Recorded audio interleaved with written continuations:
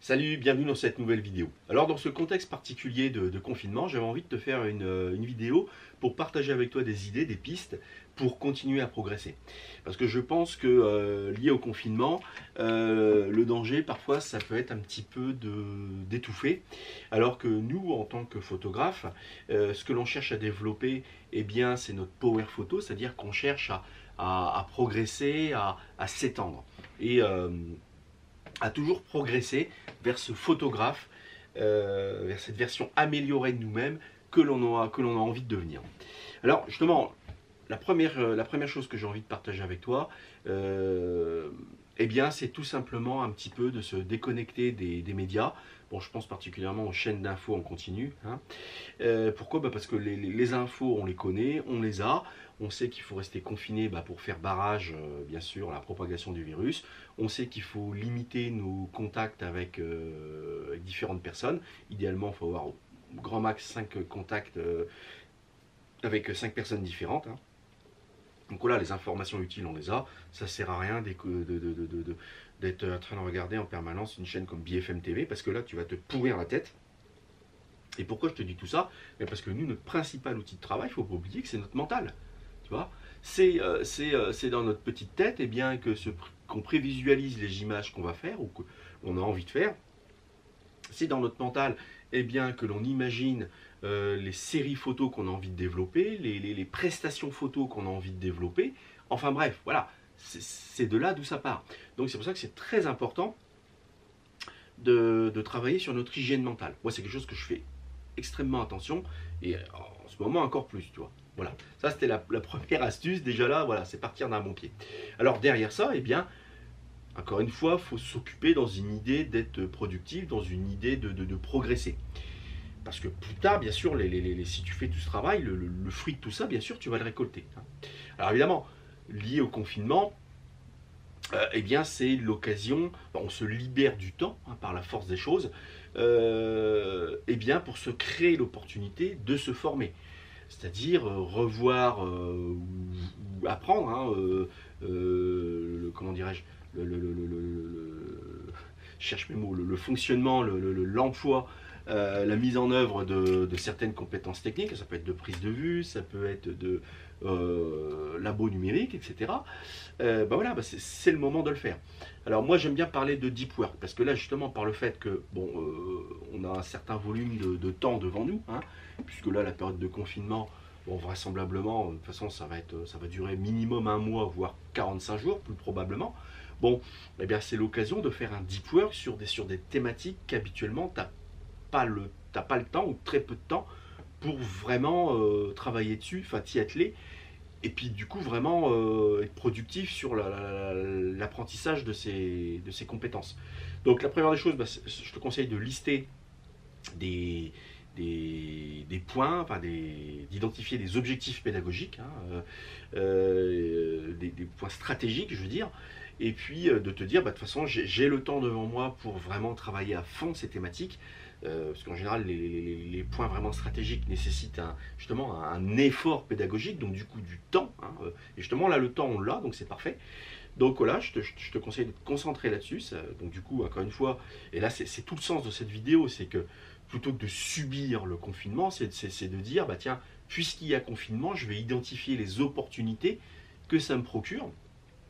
Et là justement, donc encore une fois, ça te libère du temps pour faire un travail de fond sur des choses qui, toi, vont être stratégiques pour toi. Hein. Donc, il faut identifier des objectifs stratégiques de formation et du coup, t'y atteler. Hein. Puisque là, on a le temps, tu as le temps pour travailler dessus. Alors, deuxième point aussi, deuxième piste qui est très importante, lié au confinement, c'est de faire des choses qu'on ne fait pas habituellement. Alors, ça peut être d'entretenir son matériel, mais enfin, ça, tu vas vite faire le tour, c'est-à-dire le nettoyer, etc. Mais ça peut aussi être justement lire le manuel d'emploi de son boîtier, chose qu'on ne fait quasiment jamais. Et puis, de mettre en œuvre chacune des options, des possibilités offertes par son boîtier.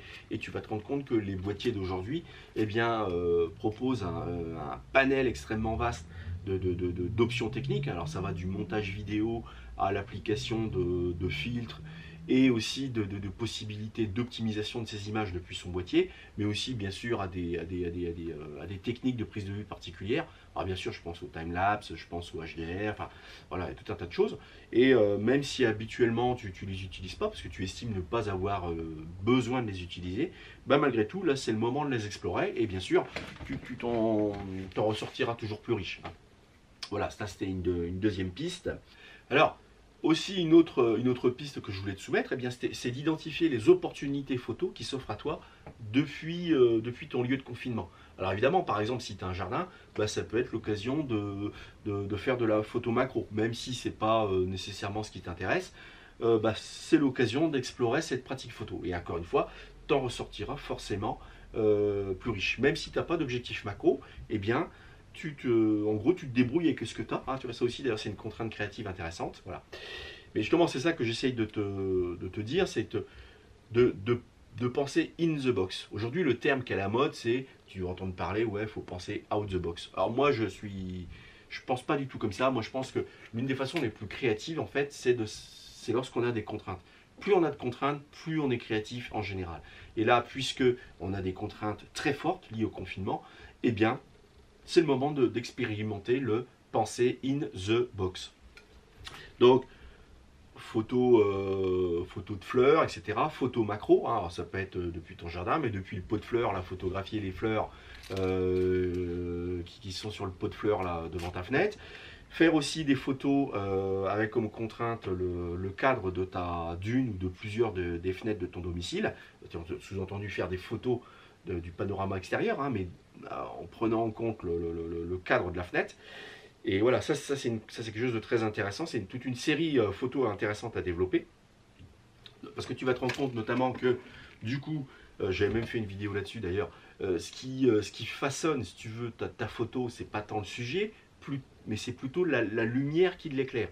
Et bien sûr, la nature, enfin, le contexte lumineux variant au cours de la journée, tu vas te rendre compte que, par exemple, si tu mets justement ton boîtier sur trépied et puis tu fais une série de photos le long de la journée, hein, et ben, tu vas te rendre compte que le rendu est totalement différent, alors que pourtant tu photographies bien le même sujet. Hein. Alors, du coup, ça m'amène à rebondir sur une autre idée. Puisque tu es confiné, puisque tu as l'opportunité de faire un travail de fond, bah, c'est aussi bien sûr le moment de travailler sur sa culture photo. Hein. Pour moi, c'est j'allais dire le plus essentiel parce que c'est là-dessus que se construit ton regard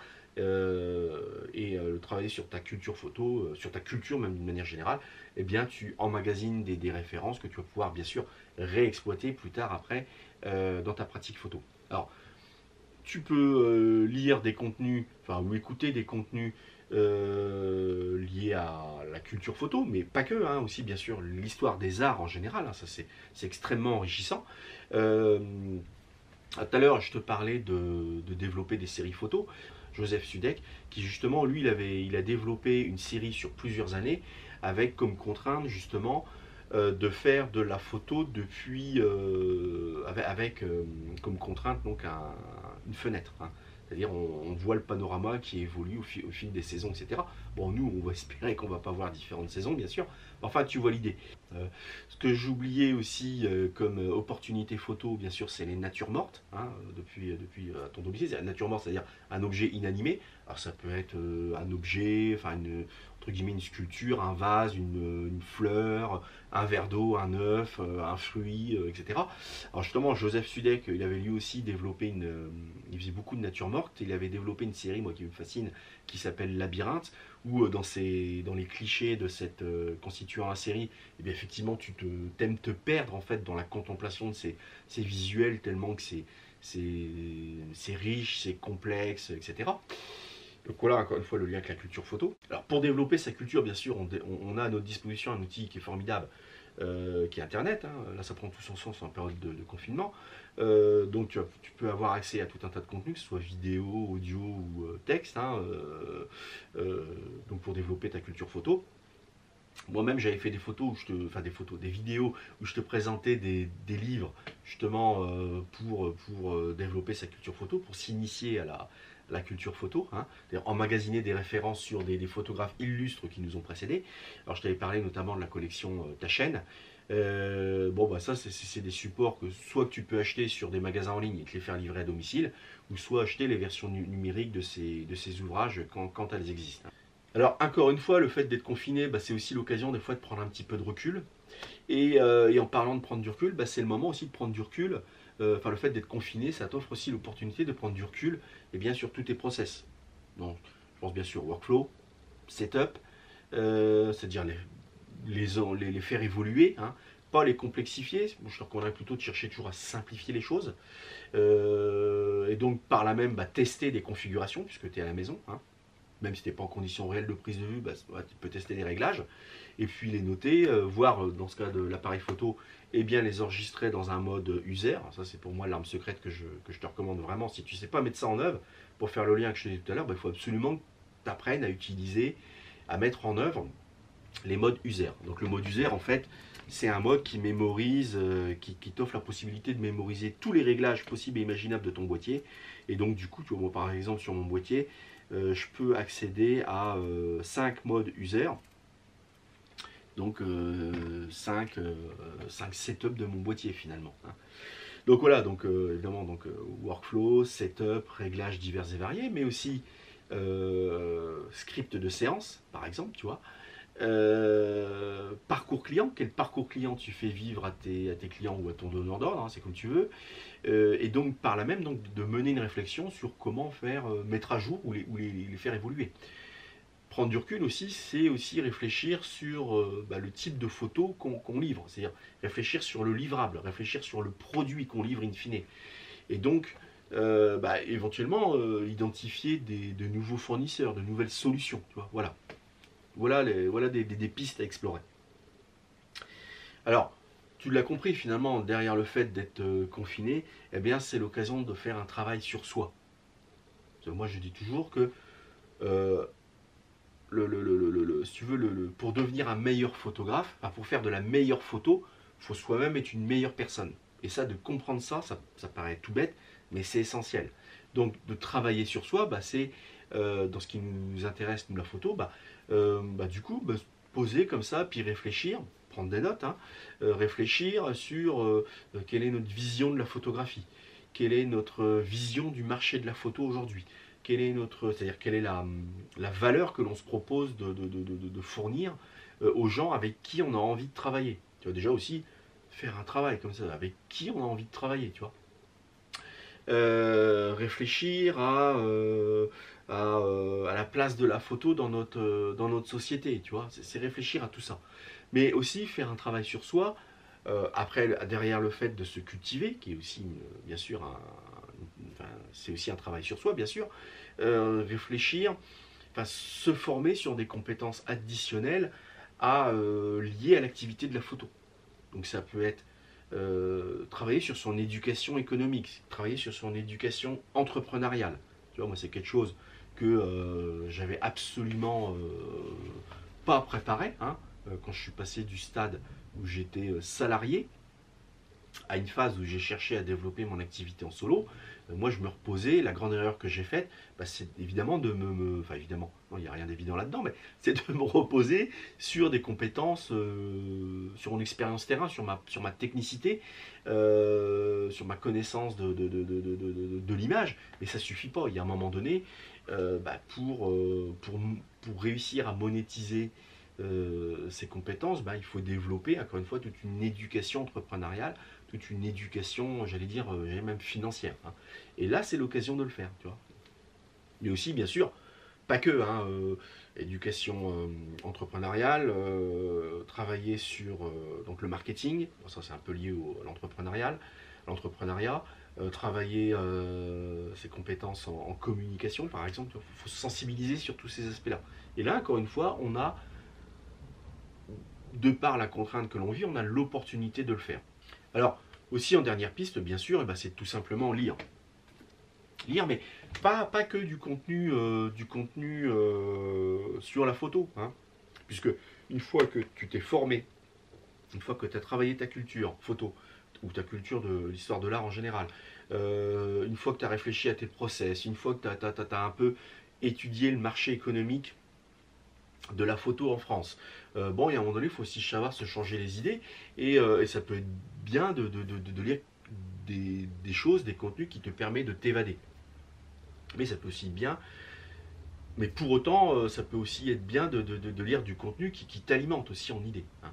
Alors moi, tu vois ce que je fais, j'aime bien lire du contenu, outre que la fiction, je veux dire, mais j'aime bien lire aussi des analyses qui portent par exemple sur des pratiques créatives autres que la photo. Pourquoi? Bah parce que quand tu fais ce travail un petit peu de recherche, etc., enfin, en gros tout ce qui tourne autour de la photo, bah, tu accèdes à du contenu, mais à un moment donné, c'est un peu les mêmes idées qui peuvent être répétées. Alors que par exemple, là où je veux en venir, c'est que si tu lis du contenu sur la pratique créative de la musique, donc quelque chose qui a priori n'a rien à voir avec la photo, eh bien du coup, tu vas aussi accéder à des idées de gens qui cherchent à vivre de leur musique, par exemple, mais ça peut te donner des idées, des pistes à explorer, mais en les transposant bien sûr au monde de la photo, hein, mais des idées que tu n'aurais pas eues autrement, tu vois. Ça c'est très important. Moi je m'applique à faire ça. Je suis abonné notamment à des chaînes YouTube où justement on parle beaucoup de musique, de peinture, de sculpture, mais pas, de bande dessinée aussi, d'art graphique. Mais parce que justement du coup ça me donne des idées, alors soit des idées de contenu, hein, voilà, qui m'enrichissent et puis que plus tard je partage au travers ces vidéos notamment, mais aussi ça contribue à m'enrichir sur ma vision de la pratique photo, tu vois. Voilà, c'est ce que je voulais dire avec toi. Bon, après bien sûr tu peux aussi lire des biographies, alors des biographies d'entrepreneurs, des biographies de personnes illustres, hein, créateurs de mode, etc. Ça, je pense à Karl Lagerfeld, parce que j'ai lu différentes biographies de ce grand artiste, hein.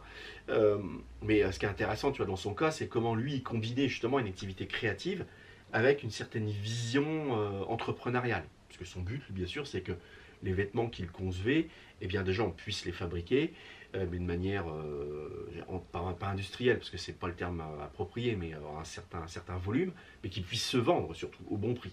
Tu vois, donc c'est toujours intéressant de voir, enfin de se connecter à la vision de personnes comme ça, hein, et au travers de tout ce qu'ils ont pu expérimenter. Donc d'où l'intérêt d'avoir une liseuse, parce que justement tu peux télécharger comme ça en payant ou des contenus gratuits, hein, tu as des livres dans le domaine public, etc. Et bien, encore une fois, sans sortir de ton domicile, tu vois. Alors moi aujourd'hui, tu vois, je préfère lire via une liseuse que lire un ouvrage en soi, parce que là tu peux vraiment régler la typographie, tu peux en plus c'est rétro-éclairé, etc. Et je trouve que c'est beaucoup plus confortable. Enfin voilà, alors en conclusion aussi, ce que j'ai envie de te dire, c'est que ce qu'il faut faire, c'est pour moi idéalement se créer une sorte de planning, soit hebdomadaire, c'est-à-dire organiser un peu tes activités sur un cycle d'une semaine, ou enfin te créer un planning journalier. Parce que, encore une fois, d'organiser, de structurer ta journée, et donc du coup de les organiser autour d'objectifs, de buts, bah déjà d'un point de vue moral, c'est beaucoup plus sain, tu vois, que de regarder BFM en boucle, hein. C'est pas du tout enrichissant. Alors que nous, ce qu'on cherche à faire, c'est toujours nous enrichir pour nous-mêmes après être en mesure de diffuser de la richesse, hein. Mais donc, moi je te recommande vraiment de te créer un planning où au cas où tu ne l'aurais pas encore fait, tu identifies les moments de la journée où tu es le plus créatif, les moments qui sont pour toi les plus propices compte tenu de tes j'allais dire contraintes, mais c'est pas le terme approprié, mais compte tenu de ta vie de famille par exemple, identifier donc quels sont les moments appropriés pour toi pour faire cet effort de formation, quels sont les moments appropriés pour toi pour mener une réflexion assez intense, hein, sur le marché de la photo, sur ta pratique photo, sur tes process, tu vois. Voilà. Moi, je te recommande vraiment de te créer comme ça un canevas, même si tu ne le suis pas à la lettre. C'est toujours bon comme ça d'avoir une structure. Ça te permet d'être plus efficace, ça te permet d'avancer plus efficacement vers cette version améliorée que tu as envie de devenir. Voilà. C'est ce que je voulais partager avec toi aujourd'hui. Bah, évidemment, si toi-même tu as des idées d'activités hein, à pratiquer, ou tout simplement tu veux faire part de ton retour d'expérience, eh bien n'hésite pas à le faire bien sûr dans l'espace commentaire. Ça pourra que donner des idées aux autres, ça pourra que donner des pistes aux autres, ou alors les confirmer dans leur choix. Et puis bien sûr c'est comme ça qu'on va avancer, c'est-à-dire tous ensemble. En attendant, dans une prochaine vidéo. Allez, salut, à bientôt.